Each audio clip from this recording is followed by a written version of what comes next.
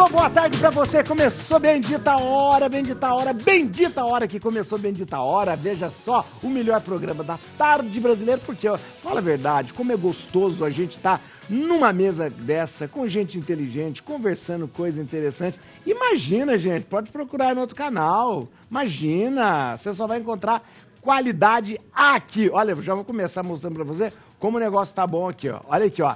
Imagina se algum lugar tem Maria Eugênia Cerqueira. Seja bem-vinda, Maria Eugênia.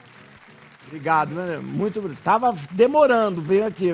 Passou um tempão sem vir aqui, hein? Fui pra fora. Oi? Fui lamber a cria. Ah, é verdade. Você Meu tinha falado, aniversário com a minha É verdade, filha. você falou que foi mesmo. Onde que ela mora mesmo, né? Em Parkland, na Flórida. Parkland, olha que demais. É. É. Mas correu maratona, não fez nada, não sei. Fiz uma corridinha lá, Fez uma- lógico. ela é né? maratonista. Eu não- Correu do Jacarés. dos alligators. Alligators, é verdade. Obrigado, Maria Eugênia. Maria Eugênia é conhecidíssima no Brasil inteiro. Ela é advogada, maratonista e tal, mas ela é a grande nome da organização aí, doméstica, palestrante, isso que é muito bom. Obrigado, viu? Obrigado, Maria Eugênia. Doutor Daniel Bratan, esse a gente não precisa mais a gente apresentar. Obrigado, doutor. Obrigado, você, padre. Nutrólogo, endocrinologista, uma referência na nutrologia no Brasil. Então, isso é muito importante. Muito bom mesmo. Obrigado, doutor. Obrigado a você, padre. E obrigado, doutor. Eu sei de tantos compromissos do senhor e o senhor aqui com a gente. Isso é muito, muito bom mesmo. Roger Turquete, olha aí, Roger Turquete é o jornalista, repórter jornalista, aí dono de um canal de sucesso, canal Intervenção no YouTube aí, ó. O Roger é um problema, eu já falei aqui, quando a gente precisa dele, a gente precisa pedir primeiro pro Silvio Santos, para depois ele deixar ele vir aqui, porque né, o Roger é daqueles que fica assim, o Silvio Santos, Roger, não sei o que, esse eu conheço. Roger, obrigado, Roger. Imagina, obrigado. eu que agradeço.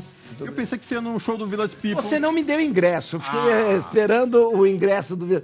Eu sempre digo, eu fui no show... Há uns 10 anos atrás, eu fui no show do Village Olha People. que legal.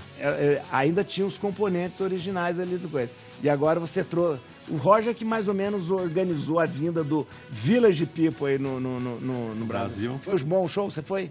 Não fui, acredita? Ele fala que eu fui, ele não foi. Eu tava gravando. Tá doido, olha aí. Desculpa boa, né? Tá vendo? E olha aí, gente, Urian Fancelli, olha aí, nosso cientista político, mestre em relações internacionais, que só trabalha nesses dias. Todas as televisões que eu ligava, tava o Urian lá, entendeu? Quando dá treta, me chamam. Verdade. Eu falei, tem guerra, ele tá no meio. Nunca é pra coisa boa. Tem confusão, ele tá no meio. Só aqui. É verdade. Obrigado, Urian. Muito Prazer obrigado, estar aqui. obrigado mesmo. A gente tem muita coisa para conversar hoje nesse cenário político aí mundial que tá complicado mesmo. Você participa com a gente, como você participa com a gente? Fazendo o seguinte, você pode assistir o programa pela televisão, pelo YouTube, pelo celular, pelo tablet, pelo computador, mas para participar com a gente... eu tô sem o tablet aqui agora, tô sem o tablet. É mesmo? Eu tô sem, é verdade.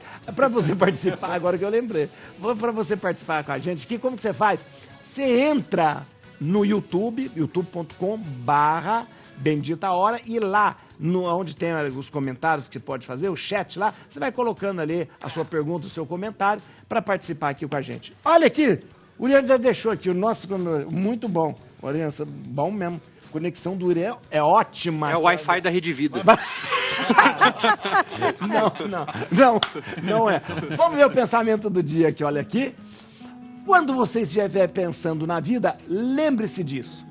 Nenhuma culpa vai alterar o seu passado e nenhuma ansiedade vai mudar o seu futuro. Olha, interessante. Essa é a definição pura, né? De depressão e ansiedade. A depressão está ligada com essa coisa do A passado? visão do passado. Do passado? Na verdade, assim, o cérebro não estando no presente, né? Então, você está desconectado da realidade presente, você tem duas opções. Ou ele vai ficar ansioso, pensando em coisas que vão acontecer, que podem acontecer. E o grande problema é que, como o cérebro não diferencia padrão do real e do que é virtual, a cada 3 coisas que a gente pensa, o cérebro pode interpretar com mais de 1000 pendências. Jesus amado. É uma proporção de 3 para 1000. Então é muita coisa. 3 para 1000 é muita coisa. É muita coisa. Então o que acontece? Você imagina a gente acorda e fica, será que amanhã vai dar certo? Será que vai conseguir? Será que eu vou assinar? Será que eu não vou? Será que... Aí o cérebro começa o quê? Te acelerar, e aí o que acontece? Você sai do presente, você entra no piloto automático e fica pensando ali no futuro. E você fica ali no piloto automático. Às vezes as pessoas estão falando com você, as coisas estão acontecendo e você está onde? Está ali martelando o que talvez pode acontecer. E Harvard fez uma pesquisa de cada 10 coisas que uma pessoa pensa, 6 não tem a menor probabilidade de acontecer. 6. Ou seja, a gente gasta energia. gasta neurônio. 60%. 60%. É muita coisa. 60%. E aí tem o ponto contrário, que é aquela pessoa que está presa no passado. Ah, mas né, lembra como foi bom, como era, né? Fica preso naquela lembrança Aquilo passada. nunca É a evoluiu. depressão, né? E aí o que acontece? Se você só não está vivendo o presente. Então assim, o que eu sempre converso com os pacientes? O que passou a gente não muda e serve como experiências para a gente poder avançar. Só que o dia de amanhã também não existe. A única coisa que existe é o agora. E o amanhã depende do agora. Então se a gente não focar no agora, o dia de hoje passa e amanhã vira mais uma ansiedade. Porque vai chegar amanhã, você vai continuar pensando no outro e no outro e no outro dia. Então o exercício é a gente focar no agora. Mesmo porque, padre, a gente não é dono do tempo, nem da nossa própria vida. Não é mesmo. Quando a gente acha que tem o controle, quando eu falo com o paciente assim, né? O paciente fala, mas eu tenho fé, eu acredito em Deus. Eu falo, todo mundo tem fé quando vai na igreja, né? Ouve o padre, o pastor, o líder falar. Sai de lá motivado. Aí no dia seguinte, né? Ele vai na igreja e fala, não, tá nas suas mãos, Deus. Aí no dia seguinte, mas o senhor podia fazer do meu jeito, né? Aí quer fazer do seu jeito, então tá na mão O que dele. tá fazendo? Tá brigando de cabo de força com Deus. E brigar de cabo de força com Deus dá errado. Por quê? Ele vence. Porque ele... E outra, padre, ele não erra. Então, se ele não erra, ele sabe a história até o fim, ele sabe tudo o que vai acontecer, e ele é a única pessoa, o único ser que não vai errar, por que a gente vai brigar de cabo de força com quem não Ele é erra? invencível. Então, é fazer o treino para ficar no agora. O que eu posso fazer agora? Me programar, tem que estudar, tem que fazer isso. Isso aqui, ok. E amanhã? Amanhã eu não sei nem se a gente vai estar aqui, tá tudo bem. Exatamente. Você é ansiosa? Não sou Não. não. Senão não faria maratona. É verdade. Você fica dando treino culpa? mental. Treino mental. Eu Eu tenho culpa. Por que eu fiz? Não, né? Eu acho que é assim, ó, essa frase aí, nenhuma culpa vai alterar seu passado, nenhuma ansiedade vai mudar seu futuro, mas um café bem forte vai fazer você se preocupar mais rápido. Então isso já ajuda. É verdade. Obrigado pelo seu celular aqui, que foi muito bom. Útil. E você é ansioso?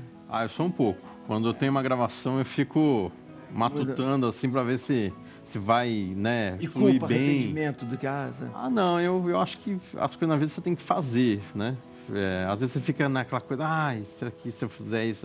não, viva a vida, né? Interessante. Não cultivar a culpa é muito importante. Né? Não cultivar a culpa, porque tem gente que cultiva culpa. Fica preso em coisas Por quê? Porque a culpa é um sentimento muito pueril, muito infantil.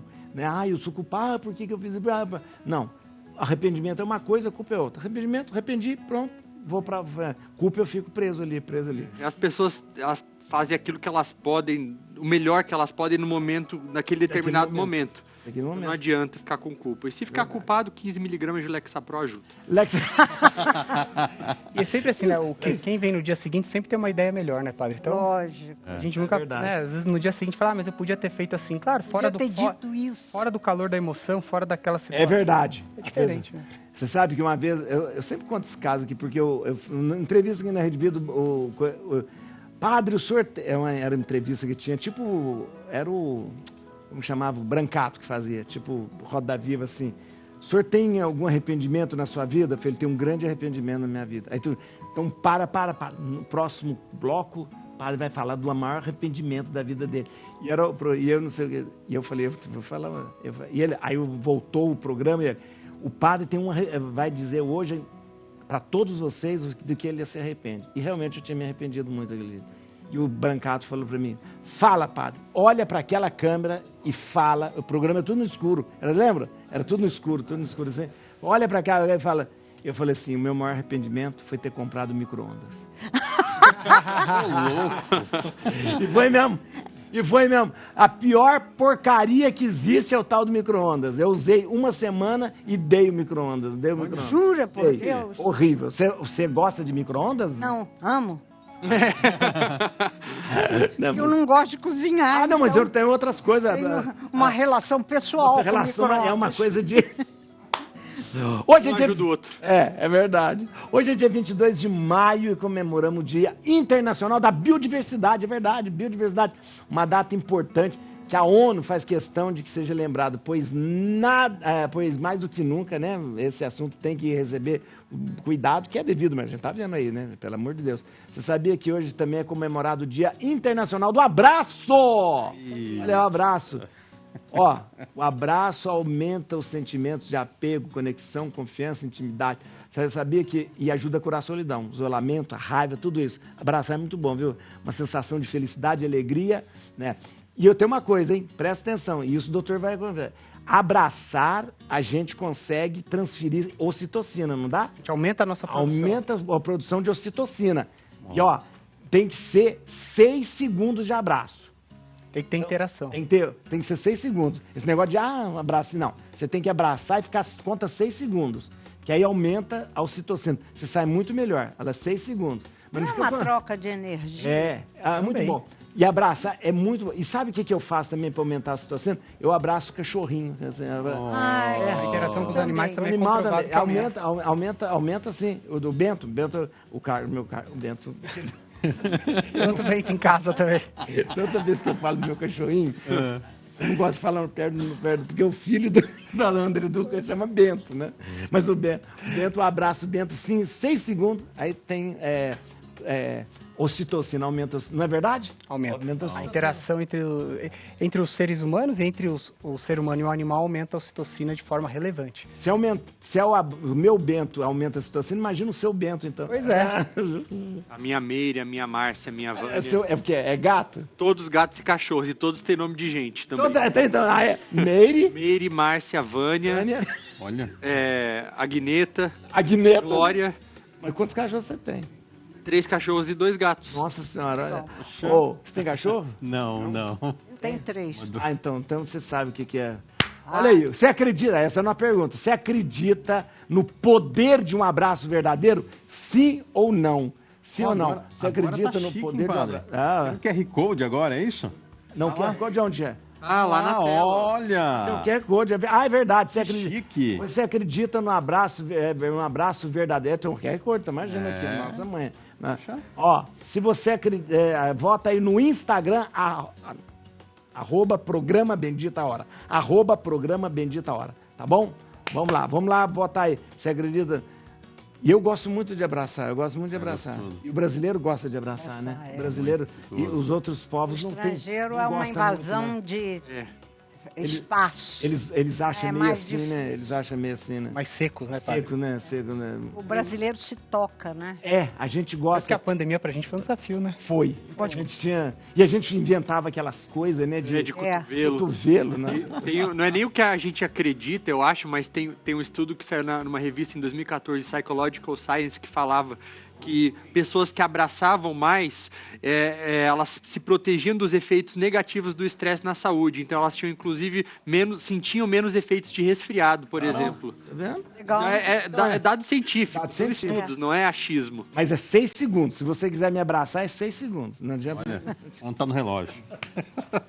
Panela, hein? Não, é verdade, eu cozinho, tá dando isso, mas eu cozinho bastante. Eu só faço coisa em panela de pressão. Eu faço... Melhor que micro-ondas. 6 sintomas que indicam o início do climatério para você ficar atento. Atenção, as alterações hormonais podem causar grandes desconfortos às mulheres nessa fase, mas há como gerenciar os sintomas desse período de transição. Doutor Daniel, o climatério é o período que está entrando na menopausa. Então, na verdade, o Brasil a gente dividia como climatério e menopausa, né? Então, no Brasil, a gente tinha aquela divisão dos 45 aos 55, climatério e menopausa. O que diferenciava uma fase da outra? Quando a mulher cumpria 1 ano sem menstruar, completava esse aniversário, dali para frente, menopausa. Aí, menopausa. E tudo que veio para trás, tudo era climatério. Ah, tá. E aí, o que os americanos começaram a estudar? Começaram a estudar porque isso tem um impacto gigantesco na saúde da mulher. Então, eles criaram lá a Sociedade Norte-Americana de Menopausa. E começaram a estudar isso como uma sociedade mesmo, né? Voltaram a atenção para aquilo. E aí mudou muita coisa. O que eles mostraram? Que tudo começa por volta dos 30, 35 anos. Então, do período bem mais cedo do que se achava. Então, desde mais ou menos 30, 35 anos, até quando a mulher completa 1 ano sem menstruar, eles chamam de perimenopausa. Perimenopausa. Dentro da perimenopausa tem pré-climatério, climatério, pré-menopausa, aí vem menopausa e tem pós-menopausa. Então, aquilo que a gente dividia de forma simplista Foi estudado e foi dividido. Detalhado, Bem detalhado. E aí tem uma lista foi publicado num estudo da Sociedade de Endocrinologia nos Estados Unidos, 33 sintomas mais prevalentes na mulher de pré-climatério. Porque são sintomas que 33? 33. Não é só o calorão. Não, o calorão é um dos sintomas, são chamados sintomas vasomotores que podem acontecer. Mas eles mostraram 33 sintomas relevantes, como mudança do padrão do intestino, mudança da lubrificação ocular, mudança do padrão do sono, irritabilidade, e vários outros sintomas que muitas vezes é atribuído ao que? É o estilo de vida que a pessoa leva. A gente é muito agitado, é ansioso, é estressado, e tem lá uma lista de 33 sintomas onde a gente precisa começar a prestar atenção, que as mulheres começam a entrar nesse período muito mais cedo do que a gente acha. E aí vem, o corpo da mulher é regido pelo estrogênio. Né? Tem, desde 2003, já vem artigos sendo publicados mostrando que a falta de estrogênio aumenta um precedente para Alzheimer, para demência vascular cerebral, para diabetes do tipo 2. E mais do que isso, o cérebro da mulher depende de estrogênio para regular o padrão de energia que ele tem, para ele poder funcionar. Só que o estrogênio, ele vai ficar, a queda dele mais proeminente do climatério para a menopausa. Então, o que cai antes? Progesterona e a testosterona. Tá. Então, quando a progesterona começa a faltar, a testosterona começa a faltar, já começa a ter mudanças na vida da mulher. Tem uma perspectiva que eles mostram que mais ou menos a mulher nos 30, 35 anos, ela tem 50% da carga hormonal que ela tinha aos 20. Com 35 anos? Com 35 anos. Você imagina menina, né? Então, você imagina, né? É igual um celular. Você fala assim, eu tenho uma carga de 100%, e dali a alguns anos ele vai ter só 50% dessa carga. Vai funcionar diferente? Claro que vai. Ele vai render a mesma coisa? Não, é diferente. E com o ser humano é a mesma coisa. Se a carga hormonal muda, vai mudar todo o padrão, desde a parte cognitiva até a parte emocional. E a OMS ainda tem mais, padre. A OMS foi mais longe. Eles apontaram para 2030 que a gente vai ter no mundo 1 bilhão e 200 milhões de mulheres em menopausa, já em menopausa. Das quais 84% vão ter pelo menos depressão uma vez de cunho hormonal, por falta de estrogênio. Que coisa. Então, mas a reposição hormonal, então ela precisa ser começada... Precisa começada a ser avaliada lá nos 30, 35. Lá nos 30 anos. 30, 35 anos para começar a avaliar. Começa já você de exames, começar a entender os sintomas que a mulher está sentindo, começar a tentar entender como está a rotina dela, o que está acontecendo, se mudou, se já está tendo, né, essa lista de 33 sintomas, se já tem alguns deles que estão aparecendo, entendeu? Para quê? Para começar a preparar essa mulher para ela entrar nesse período sem ter nenhum sintoma que limite a vida dela, né? Porque vai afetar muita coisa na saúde da mulher. Vai. Se a gente for pensar que a hora que faltar o estrogênio, né, a gente aumenta a incidência de doenças cardiovasculares. Sociedade, né, norte-americana de cardiologia, Sociedade Brasileira de Cardiologia já publicou uma série, inclusive isso está lá no portal deles, o estrogênio previne doenças cardiovasculares na mulher, entendeu? Só que precisa ser feito no momento exato. Por quê? Também tem isso, né? Em qualquer momento. No pós-menopausa tardio, a mulher que tem ali de 5 a 10 anos que já está na menopausa, é discutível repor o estrogênio. Então, depois de muito tempo de menopausa, essa coisa da reposição hormonal fica mais complicada. O estrogênio. Os outros sim. A testosterona não é discutível, entendeu? Por que o estrogênio é discutível? Porque o estrogênio é como se ele causasse uma elasticidade na parede das artérias. Tá faltando estrogênio de 5 a 10 anos, essa artéria é mais enrijecida. Então, o depósito, a calcificação formada na parede dessas artérias é maior. Então, você imagina uma torneira, uma mangueira dura, cheia de sujeira. Ela tá dura. Aí você vai lá e começa a mobilizar a mangueira. O que vai fazer com a sujeira? Vai soltar. Vai acontecer a mesma coisa uma mulher de pós-menopausa tardia, você entrar com o estrogênio de uma maneira equivocada. Por isso que não é que ela não pode, você tem que estratificar. Doppler de carótidas e vertebrais, Doppler abdominal para ver se existe placa. Por quê? Muitas vezes se não existe placa e o benefício for grande, reponha que vai dar resultado. Porque, então, olha, o estrogênio antes se previne, mas depois, mais tarde, ele pode avaliar. Ele pode até... Pode atrapalhar. Pode atrapalhar. Por isso que tem que avaliar muito bem. E não tem uma receita de bolo. Isso que é o mais interessante. O pessoal fala assim, como que é o protocolo para tratar uma mulher de menopausa? Não existe. Você precisa entender. Até mesmo porque há um tempo atrás se falava assim, o que é necessidade e prioridade para repor nas mulheres? A mulher mais jovem, ela perdeu progesterona, testosterona, ela está mais cansada, fadigada, indisposta. Então, necessariamente, ela ainda produz estrogênio em uma quantidade pequena, mas a maior necessidade dela, por ser jovem e precisar de energia, é a testosterona e a progesterona. Então, teoricamente, seriam duas curvas. Ela precisa, com 30, 35 anos, de mais progesterona e testosterona, o tempo vai passando, ela não precisa de tanta energia, mas ela precisa de mais estrogênio. Entendi. Essa é a mulher do passado. E a mulher de hoje? Ela Ela não precisa precisa- A mulher de hoje, ela mudou, ela não é aquela mulher mais que fica em casa, que só cuida da casa e dos filhos. A mulher de hoje, ela acorda cedo junto com o marido, ela vai trabalhar fora, ela volta, ela enfrenta a dupla jornada. Então eu brinco que falo que a curva que invertia, hoje as duas é junto. Ela vai começar a aumentar a necessidade de estrogênio ao longo que ela vai chegando climatério e menopausa, mas ela não pode perder energia, porque ela continua fazendo muitas Por isso coisas. ela tem que ser uma Por diferente. isso você tem que avaliar caso a caso. Esse negócio de avaliar caso a caso tem que ser sempre, né? Não dá Tem que pra ser você sempre. falar assim, eu fiz isso, você vai fazer igual. E uma outra coisa que o pessoal, né, tem muito, vai tomar hormônio, o hormônio pode dar câncer, Câncer, aquela velha história. Esse ano eu falo que foi o ano para acabar com esse mimimi da internet aí que fica, né, toda vez que fala de hormônio, porque dá câncer. Sociedade Norte-Americana de Urologia mostrou que pacientes que usaram testosterona no pós-câncer de próstata tiveram menor recidiva.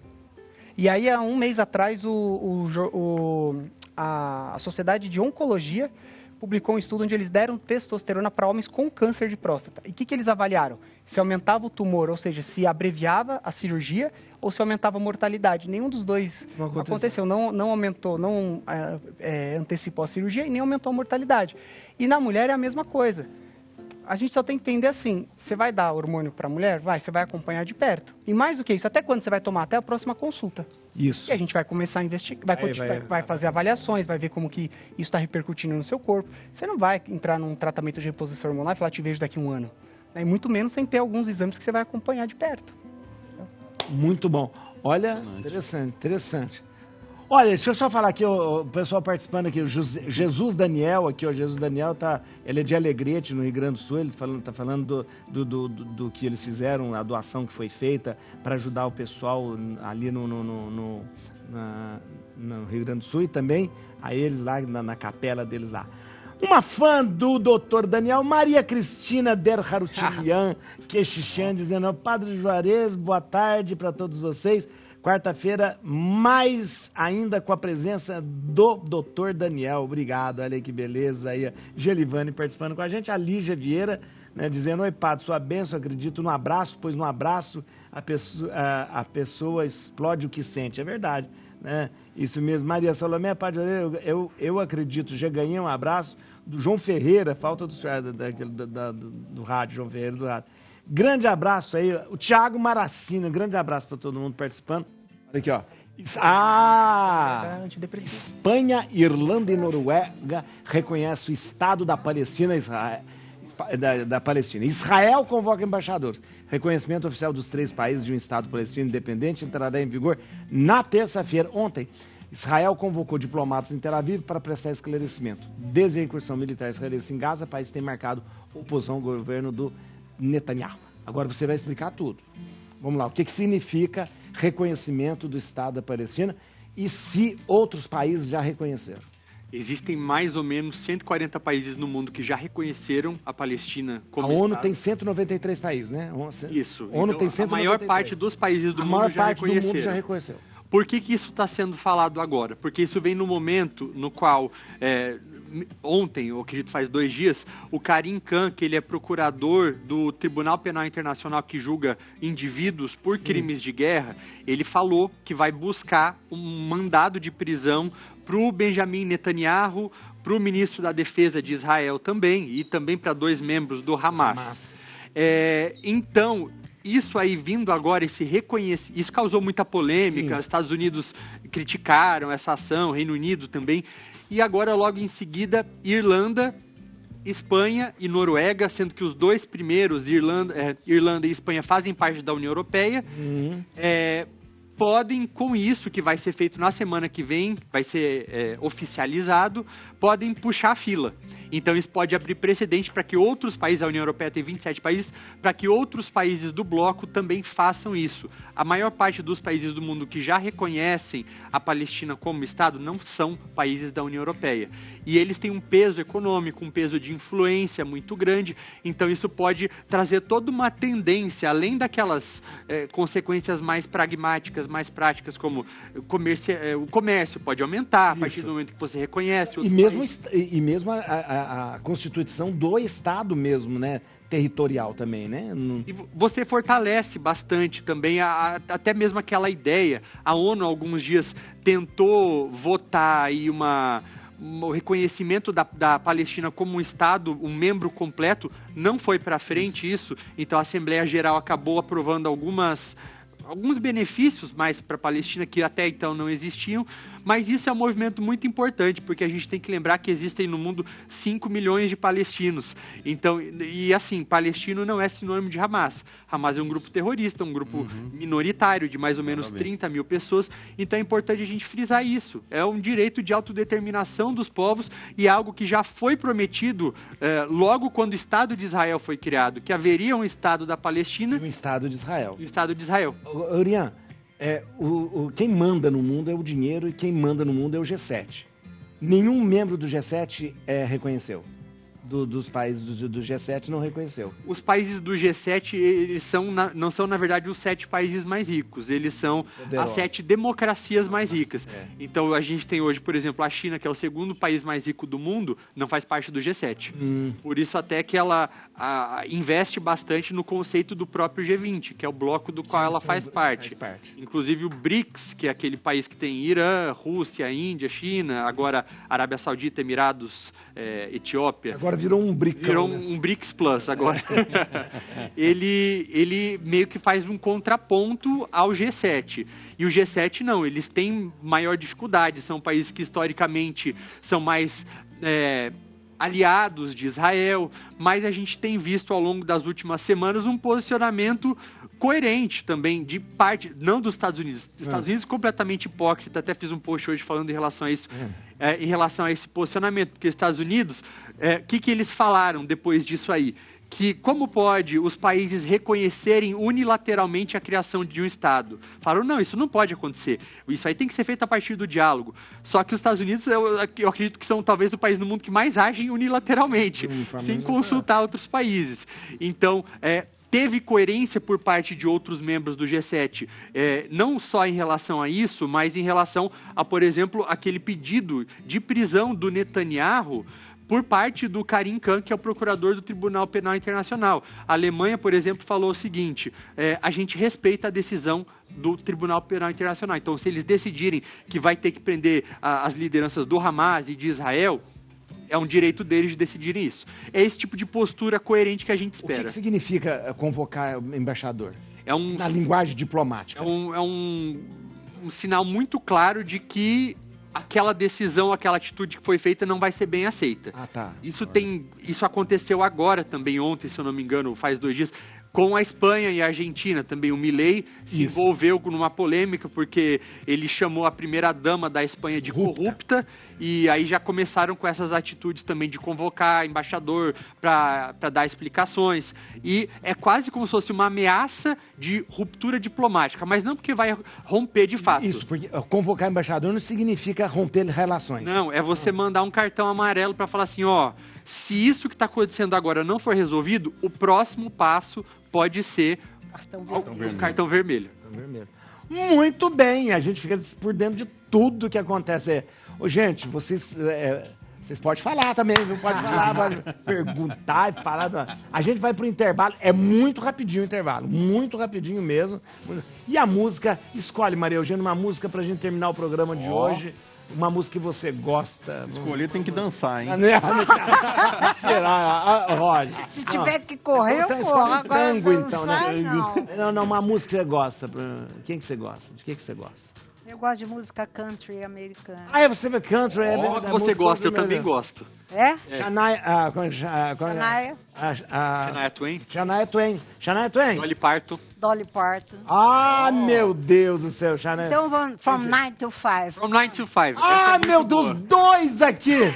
Gente do céu. Aqueles caipira americano. Caipira brasileiro, eu sou de Paranavaí. Rapidinho a gente volta. Estamos de volta aqui, olha, no Bendita Hora, muito bom, cada coisa importante pra gente conversar, só gente importante. Eu não falei que hoje só tinha gente bonita, e é verdade, só tem gente bonita mesmo.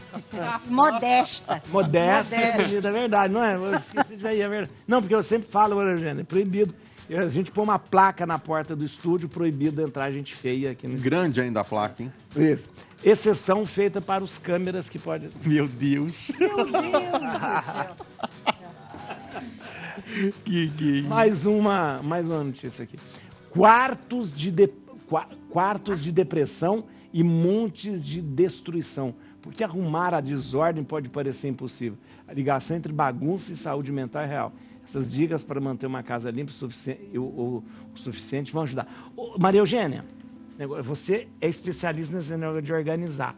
Agora, as pessoas falam que essa coisa de quando a casa está desarrumada, quarto desarrumado, tem a ver com o interior da pessoa. É nítido. É nítido. E, inclusive, nos casos aí, o médico aqui presente pode corroborar ou não essa ideia. Os acumuladores, né, são pessoas mentalmente perturbadas. A organização e a limpeza são sinônimos de sanidade mental. Verdade. Flat 100%. Não é? Até no autocuidado, né? Isso. Até no autocuidado, é verdade, Não é? é verdade.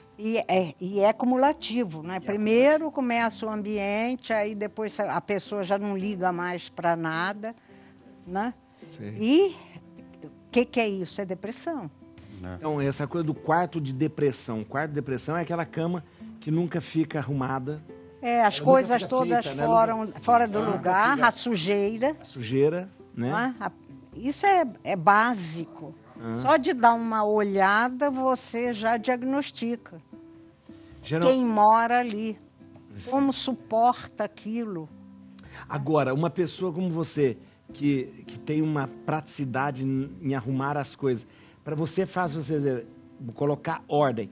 Mas a pessoa que não consegue fazer isso, que vem de um distúrbio, é muito complicado. Ela Mas aí tem que pedir ajuda. tem que pedir ajuda, né? Mesmo porque os acumuladores nem permitem que você mexa nessas mexa, coisas. né? Exatamente. Eles não permitem. É um apego, É um né? apego. Tem um programa, né, que passa na nos TV Estados fechada. Quando vai mexer na casa do acumulador, Ele sente aquilo como... ele sente, ele surta, né? E às vezes são os próprios familiares que pedem ajuda para que o procedimento seja executado, porque tem que ter uma pessoa responsável por aquela invasão. Sim.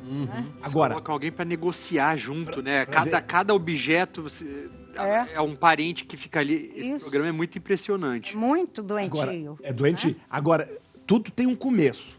E eu acho importante a gente notar E isso. são traumas. Um- Então, são traumas Traumas que emocionais.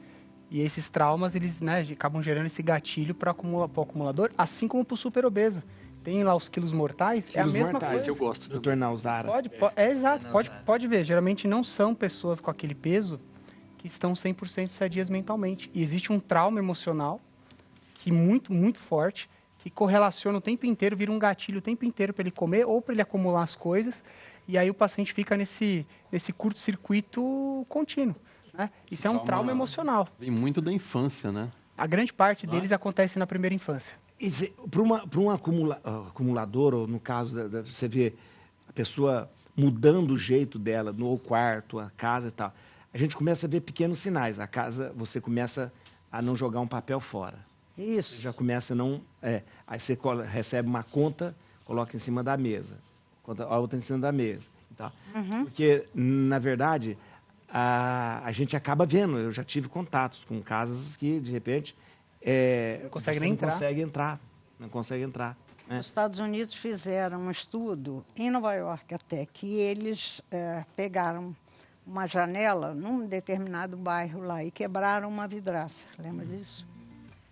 Começou uma destruição total. Né? Você já reparou que se você coloca algum móvel e você coloca uma peça de roupa, a seguir tem 3. É verdade, é verdade. É verdade. Cruel. Você tem razão. Não é? Se você não Então, arruma na hora, você... Lógico, é um lugar para cada coisa em seu lugar. Porque senão é uma bola de neve, não para mais. Nós aqui, que temos bichos em casa, você tem bicho? Não. Eu Eu tenho 3 filhos. Mas, então, bagunça 10 vezes pior. Bagunça, exatamente. Se você não for muito cuidadoso, sua casa... Vira um caos. verdade, é verdade. É verdade. O padre já foi na minha casa. Parece que tem bicho Não, na casa. eu ia falar. Ah, é? Impressionante. Aliás, eu nem vi Arrumadinha, eu nem vi onde que eles estavam. Agora, estava empalhado, devia estar empalhado. Mas olha o que eu fiz. Eu tenho que ler bastante por conta do meu trabalho. Então, eu comprei pro meu escritório, e gato gosta de subir em tudo, só devo até ter um pouco de pelo de gato aqui. Mas eu comprei um aspirador de pó daqueles de mão e eu deixo no escritório. Vai ali. Porque eu não consigo sentar pra ler, não consigo focar em nada se não tiver limpo. É quase como se eu tivesse que organizar o ambiente pra organizar minha cabeça depois. Não, eu costumo dizer que a gente sai de casa sempre vestido de lobisomem, porque é sempre cheio de pelos. Mas eu acho importante botar atenção nesses pequenos detalhes que começam. E você começa a acumular assim, porque isso geralmente você está falando, vem da infância, então, não consigo jogar isso fora, não consigo deixar isso arrumado. Opa, é um sinal de alerta que você de repente pode estar desenvolvendo aí. E aí, quando vai crescendo, você de repente não consegue mais se desfazer das coisas, né? Já tentou jogar alguma coisa, um papel amassado num chão absolutamente limpo? Não consegue. Te incomoda. Consegue. Mas eu tenho que mudar, porque eu tenho mania de papel no bolso. Quer ver que eu tenho? Ixi, um monte de papel no bolso. Papel no bolso. Fala a verdade, é autógrafo, né? Que você distribui. Mas isso sempre tem um dinheiro, né? Não tem dinheiro. Dinheiro não tem. Te perguntei. Gente, o assunto agora é sério, muito sério mesmo. O nosso Rio Grande do Sul está enfrentando um dos maiores desastres ambientais da história do país. É um dos maiores mesmo. Para salvar vidas e reconstruir o Estado, o governo federal já mobilizou mais de 18 mil profissionais. Exército, Marinha, Aeronáutica, policiais, Defesa Civil Nacional, médicos, enfermeiros, agentes de saúde, todos atuando com apoio de 42 aeronaves, 271 embarcações, 2.700 viaturas. E está lá o maior porta-aviões do país, atuando como um hospital. Todas as agências de Correios no Brasil inteiro estão recebendo e transportando doações gratuitamente. E ainda há uma grande força-tarefa para garantir bilhões de reais na reconstrução, porque agora que veio o pior, a reconstrução. Mas atenção, hein, gente? Atenção. Muito cuidado, mas muito cuidado com as notícias falsas que estão atrapalhando o auxílio a chegar no povo gaúcho. É muito triste a gente ter que falar disso. Cuidado com as fake news, cuidado com as mentiras. O momento é de união, de norte a sul. Chega cada vez mais ajuda. E isso é importante. Voluntários, doações. Por quê? Porque a solidariedade é a nossa marca, gente. A gente é um só povo. Né? E acho isso muito importante. É o Brasil unido pelo Rio Grande do Sul. Se você quiser saber mais detalhes, entra aí, dá uma conferida, gov.br/unidos pelo RS. gov.br/unidos pelo RS. Unidos pelo Rio Grande do Sul. Tá bom? É muito importante a gente chamar a atenção disso. Mais uma notícia, vamos ver aqui. Vamos ver. Lá. Vídeo engana ao dizer que a Anvisa impede transporte de medicamentos no Rio Grande do Sul. Acabei de falar dessa praga de fake news. E aí, gente, a assessoria do médico Vitor Sorrentino confirmou que os medicamentos chegaram ao destino final. E disse que a frase sobre morte de pessoas foi dita no calor do momento. Então é importante lembrar, O vídeo, ele tem uma proposta aqui de dizer que a Anvisa estava atrapalhando. A gente tem visto muitos vídeos. E assim, eu sou obrigado a defender o Vitor nessa aí. Porque o que aconteceu, né? O Vitor ele foi um dos primeiros, que ele mora no Rio Grande do Sul. Sim. E aí ele começou a fazer coisas assim, de botar a calça jeans e a camiseta, foi pra rua e começou a ajudar as pessoas. No quintal da casa dele tá montado o acampamento de produção de quentinha. Então, e o que aconteceu? No dia que os medicamentos iam desembarcar, e na verdade não é que a Anvisa proibiu, estava complicado porque é aquela coisa, no calor do momento, um monte de coisa acontecendo ao mesmo tempo. A NTT segurando caminhões, vai chegar medicamento, tem gente despachando medicamento de avião. A Anvisa estava preocupada com a procedência, lote, validade, que é normal e precisa. Normal, que é precisa. Só que no calor do momento, ele, na outra ponta, que ficou desesperado. Gente, a gente precisa desses medicamentos, pelo amor de Deus. E aí ele fez um vídeo, e o que ele fez? Ele pediu à Anvisa, por favor, nos ajude. E a Anvisa, em 24 horas, liberou. Liberou. Então, assim, aí o que o pessoal fez? como o pessoal Pegou o vídeo dele. Isso. Porque ele já estava em evidência por outras coisas e começaram a marretar em cima dele, em cima disso. Mas isso foi uma coisa pontual. E ele estava... Mas ele chegou a falar que chegou tudo direitinho no final. Chegou. E a Anvisa foi muito bacana, porque em 24 horas foi liberado tudo.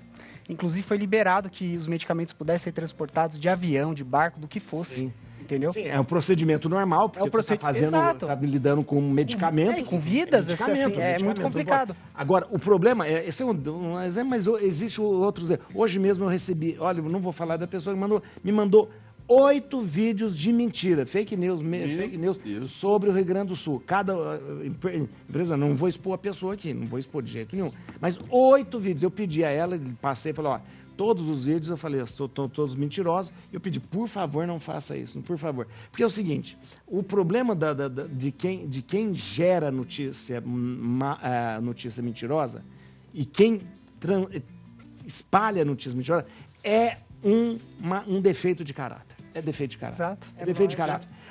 Uma coisa é o mitômano. Mitômano é a pessoa que tem uma doença de mentir. Mito significa mentira. Mitômano é aquele que tem uma doença que ele mente e acredita na mentira. Caramba. Agora, a pessoa que produz a fake news não é um mitômano. Ele é realmente uma pessoa com defeito de caráter. Para mim, não existe esse argumento de calor do momento. Uma pessoa que tem mais de 1 milhão de seguidores, esse médico, inclusive, já foi preso no Egito uma semana por conta de assédio sexual contra uma vendedora de papiro. Ele teve que fazer um vídeo se desculpando para poder ser solto. Ele foi suspenso um mês por não pôde exercer a medicina por conta de um processo que anda em sigilo, a gente não sabe exatamente por que é. Se você tem 1 milhão de seguidores e você ataca de forma do calor do momento uma instituição que mexe com vida e morte, ou seja, você não pode... Isso ficou para trás, ficou no dia 31 de dezembro até o final do governo Bolsonaro. Não existe mais você atacar Anvisa por conta daquilo que você está vendo, porque isso mata. Você descaracterizar uma instituição que ela é responsável por aprovar ou não medicamentos, aprovar ou não vacinas, é o que a gente viu acontecer no ano passado. Então, isso não pode ser aceito, não existe justificativa. Quem tem... voz, quem tem uma voz que alcança, tem uma responsabilidade de pensar. Não existe argumento de calor do momento para algo tão sério. As consequências disso podem ser gravíssimas e a gente vê o que as fake news, o que a desinformação tem feito, não só no Brasil, mas no mundo inteiro. Em relação às mudanças climáticas, governo norte-americano como o Trump tirando os Estados Unidos do Acordo de Paris porque não acredita nisso por conta de fake news, a gravidade da pandemia sendo negada durante todo o último governo, a gente chegando aí a 5 mil mortes por dia por conta de fake news também, um sistema eleitoral sendo atacado por conta de fake news também, já deveria estar claro que esse tipo de coisa não cabe mais. E a pessoa que fizer isso, principalmente um médico instruído que tem uma responsabilidade social, ele tem que saber que tem certas coisas que o calor do momento não justifica. Então, eu acho muito importante esse tipo de ação, de desmascarar esse tipo de fake news, de trazer essa matéria do UOL, por exemplo, de falar, isso é fake news, foi verificado, não foi bem assim que aconteceu. Nós temos vários lugares de checagem de notícia. Mas eu discordo, viu, William? Eu acho que assim, acho que a gente hoje está falando de uma notícia do dia 17 de maio, que aconteceu lá no começo, né? Mas a gente não teve a oportunidade de viver o que as pessoas lá estão vivendo.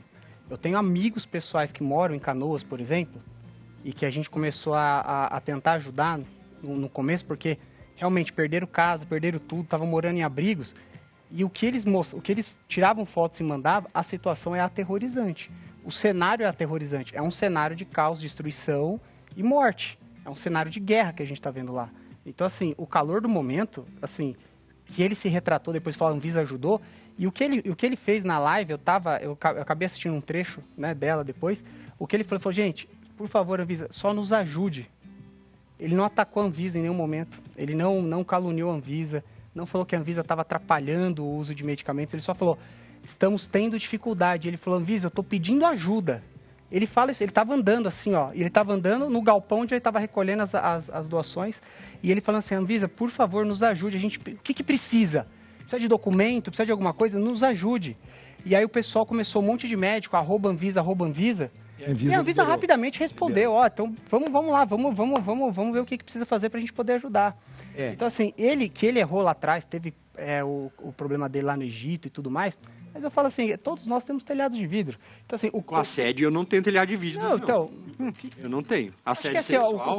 O caso aí é uma coisa particular dele que não vem ao caso, a gente estava julgando a coisa da Anvisa. O que eu percebo é o seguinte, por ele ter uma outra posição, né, que é contrária a muitas outras coisas que a gente vê que tem mais força hoje no nosso país, né? Se a gente for falar de indústria farmacêutica, lobby farmacêutico, e é muita coisa com que o Vitor vai contra, ele acaba ficando sempre em evidência. E prego que está em evidência é martelado o tempo inteiro.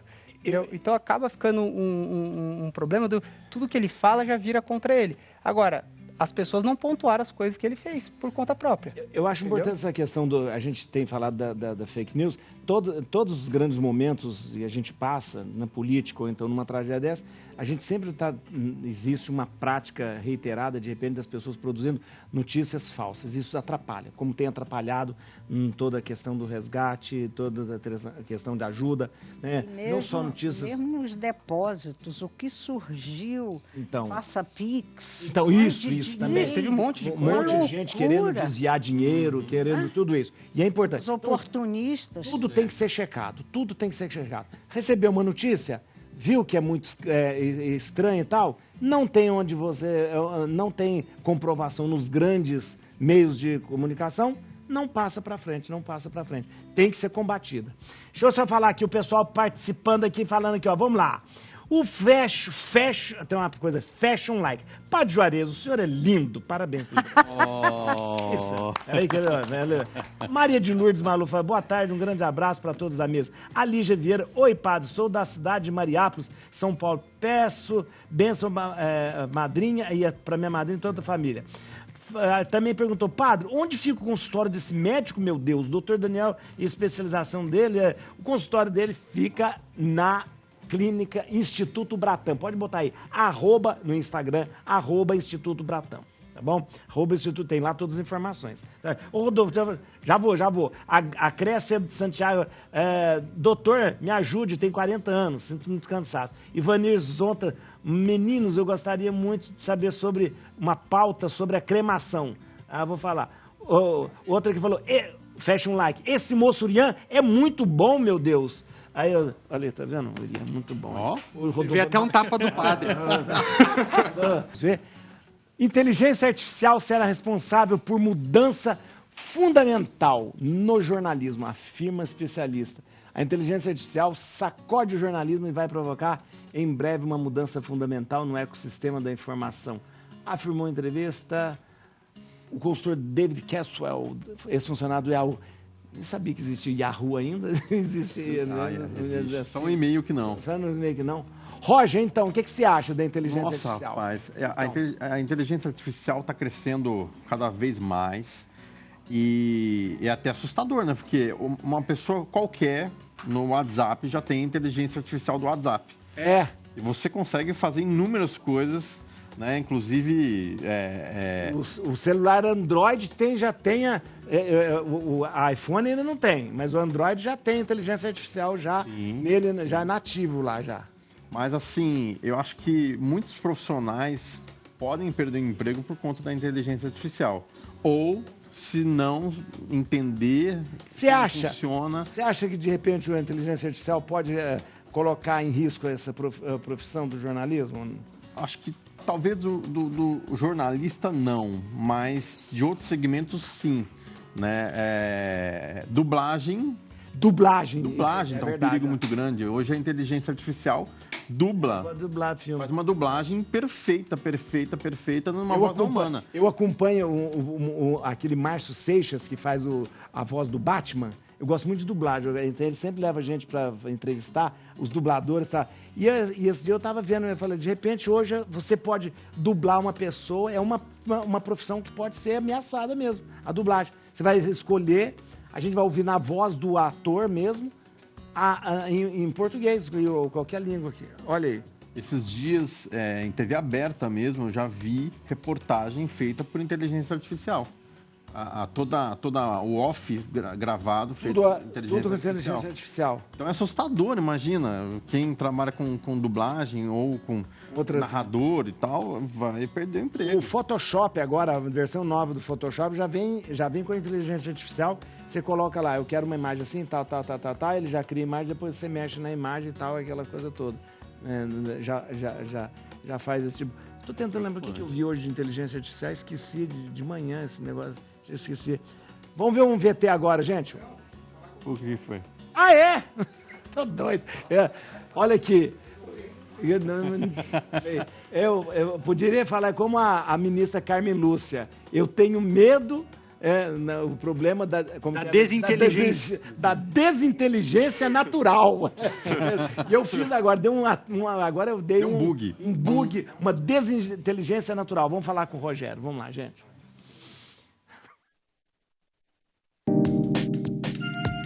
É coisa de pele ré. Muito bem. Aliás, você não tem noção, o sucesso... Gente, que é isso? Errou! Ah, não, gente, pelo amor de Deus. O diretor está tendo um AVC aqui na...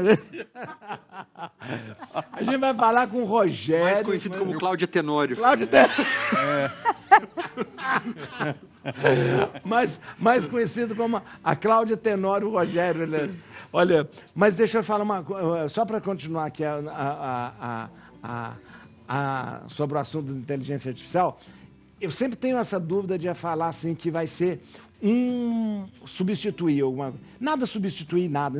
Até hoje a gente nunca viu assim, o rádio substituiu, a televisão substituiu o rádio, a internet substituiu. Nada substituir nada. Eu acho que as coisas podem conviver muito bem. Eu acho que a inteligência artificial pode agregar. Ela vai conviver muito bem. E o bom profissional, sabendo usar a inteligência artificial, vai ser uma ferramenta muito boa. Vai ser uma ferramenta muito boa. O programa tinha tanta coisa aqui para falar, pessoal, aqui, ó, um monte de coisa para falar aqui, ó. Pelo amor de Deus, só lembrando aqui, o Jesus Daniel falou assim no estado a criação do Estado de Israel, né, o grande nome foi Oswaldo Aranha, que é conterrâneo dele de Alegrete, no Rio Grande do Sul. Alegrete. Vamos lá, nossa enquete. Uai, que é isso? 100%. A pergunta, olha, o que era a pergunta? Você acredita no poder de um abraço verdadeiro? Todo mundo acredita no poder do abraço verdadeiro. Que legal. Olha, 100%. 100%. Mas também uma pessoa falar que não acredita no poder de um abraço verdadeiro. Olha, agora falar que não gosta de pão de queijo, né? Aí falar que é verdade.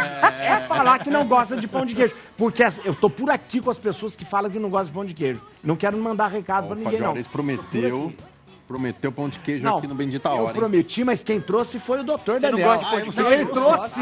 Ele trouxe. Quem não gosta, quem não gosta lá. Não. A Andrea, que é a esposa do doutor Daniel, ela tem a cara de pau de falar não gosta de pão de queijo e morou. Mostra isso, Minas. Mostra ela. Em Minas, mostra Minas. Olha, expõe. Eu dou a mão à palmatória e abraço ela, porque eu também não gosto. Que é isso? Eu nem devia tocar essa música que você pediu agora. Eu tinha gostado tanto da Maria Eugênia. Maria Eugênia. Todo mundo tem um ponto negro. Toca a música da Maria Eugênia, vamos ver se ela é essa mesmo. Ó. Aumenta. Vai ter que dançar. Ó. Olha. Maria Eugênia. Assim, olha aqui, atenção, vocês seguem a Maria Eugênia no @Maria Eugênia Cerqueira. @Maria Eugênia Cerqueira. Você pode seguir a Maria Eugênia aí no Instagram. Obrigado, Maria Eugênia. Muito obrigado mesmo. Roger Turquete. Siga ele no @Roger Turquete, com CH. Atenção, você assista e se inscreva no canal dele, que é maravilhoso. @Intervenção Roger Turquete. Tudo junto. Obrigado, Roger. De nada. Obrigado. Urian Fancelli. Veja o Urian em todos os canais de televisão. E aí, ó, em todos os lugares falando e trazendo da sua sabedoria. Urian Fancelli. @Uriah Fancelli. Uriah Fancelli. Uriah era um sumo sacerdote no tempo de Isaías. Uriah Fancelli, olha aí. Olha só. Sacerdote. Incrível. Viu? E o doutor Daniel Bratan, olha aí, ó. Já pediram o endereço, Dr. Daniel, vou dar de novo aqui, ó, no Instagram, @dr.danielbratan. No Instagram também, @Instituto Bratan. E também no telefone, telefone marca consulta por esse telefone aqui também. Marca, com a Rosana, só falar com a Rosana. 0 operadora 11 917 52 35 30. 917 52 35 30. Obrigado, fica com Deus, Deus abençoe a todos. Amém. Amanhã a gente encontra ao meio-dia.